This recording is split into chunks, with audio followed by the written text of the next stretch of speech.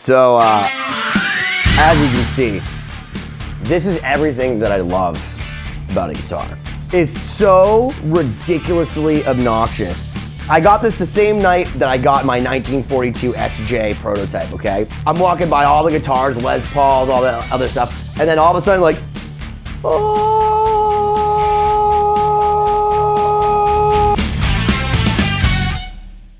There's no reason for you to buy this. So my buddy Paul, who's a drummer in my band, he's been looking for a Strat, and he loves sparkle finishes and all that sort of stuff. And I haven't been able to find him the Strat that he likes, but he loves maple fretboards. He loves these type of finishes, and he got rid of a Steve Vai gem. So I was like, I'll get him one of these. I sent him a picture. He's like, oh man, that's super cool, but it doesn't have a tremolo, and it's an Ibanez. And so I was like, fine, I'll keep it. I'll keep it. You wanna know what I did with this? I went home and I did nothing but play.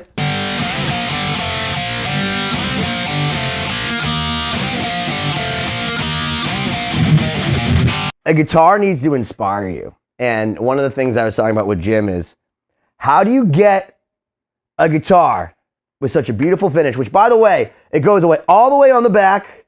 You got this beautiful, sexy, pearloid white thing going all around it, like all beautiful with these cream pickups that look like DiMarzio Super Distortions, maple fretboard, and then a matching headstock with the black chrome and a set bridge, a fixed bridge. I like this because this tells me that this fucker's gonna stay in tune, because for the price that this thing is, there's no way you're gonna get me a Floyd or a tremolo that's gonna stay in tune, because that's what we were talking about.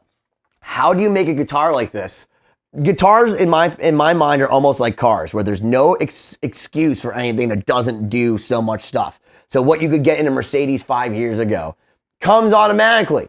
You know, like this has a lot of features, man. Like, it really is a beautiful guitar. This is totally a custom shop kind of fleck to it. It has the beautiful black chrome, 24 fret maple fretboard, plays pretty great. It's got kind of sharp frets, definitely needs to be taken care of a little bit. It's a shred machine, and I played it. I mean, the one I played it against was this Les Paul Elegant, and look, this wins on playability and sound. But it's not crazy. One of the first things Steve Stevens said to me when I was talking to him the other day was, your instrument doesn't matter, man. It's not about your gear. It's about like, and he's right. He's right. I literally always say tone is in your fingers. And if you give this guitar to a guy like my buddy Joey Concepcion, or a guy like Steve Stevens or Jeff Loomis, no matter what it is, it's going to sound good as long as you have pickups that are decent and a guitar that plays decently well. And this thing plays really well. The pickups are actually exceptional on it. And you just wonder, how the hell do they do it? And I got to think to myself, somebody's being like whipped in a closet somewhere, or waterboarded, or like they're having children to be put into factories. And like, I don't know about it. It bums me out, but like, I don't know if that's the story or not, but like, I don't understand how. I can tell you that this is made from some weird wood that starts with M, like millikite or whatever. It's like basically like a plywood. But anyone that knows anything about these kind of guitars is, if you put good pickups on it and you put a maple neck on it, you can make it sound good. You can literally take a log and put the right pickups on it and make it sound good, especially when the tone is in your fingers. And I gotta tell you, one of the most important things for me is for a guitar to scream to me to play it. And with all these other guitars going on, with all the stuff that I do to collect, especially considering I'm not an Ibanez guy, I'm just not. This guitar just said, Ben, I need you. Out of all the expensive, crazy guitars, play me, play some Rat, play some Warrant, play some You've Got Wild. I just think the finish is absolutely rad on it. I think the neck's rad on it. There are some things that are cheap about it. Like, so it's hard to get a guitar in the $500 range where everything's perfect. But first off, these tuners are like nice and tight, and they're pretty accurate. I really like the black chrome. It kind of gets looser and tighter and looser. It doesn't have a good, this is not something you'd be doing the Steve Morse volume swells with. So you can feel how cheap the pots are on it. So this is right on a 5153, which is what it should be on. So.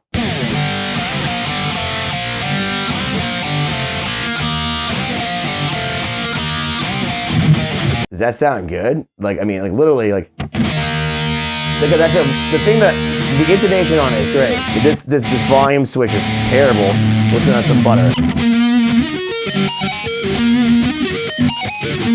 I can't do any of the sweep picking. I try, but.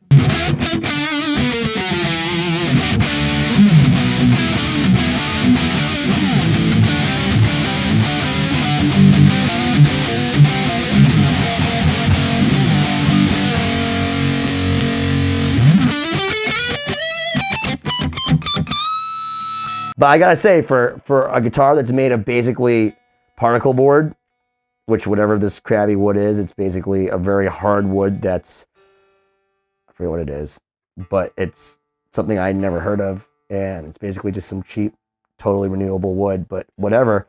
This finish is ridiculous, and this thing plays great. And for metal stuff,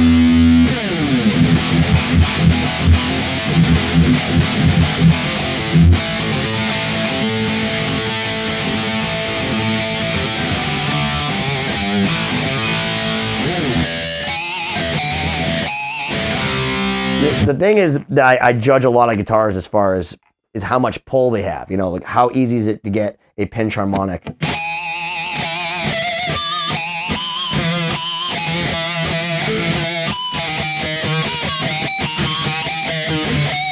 if you used to watch Van Halen, you'd be like,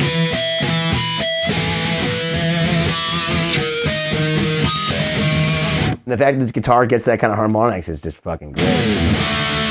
Do the Van Halen test.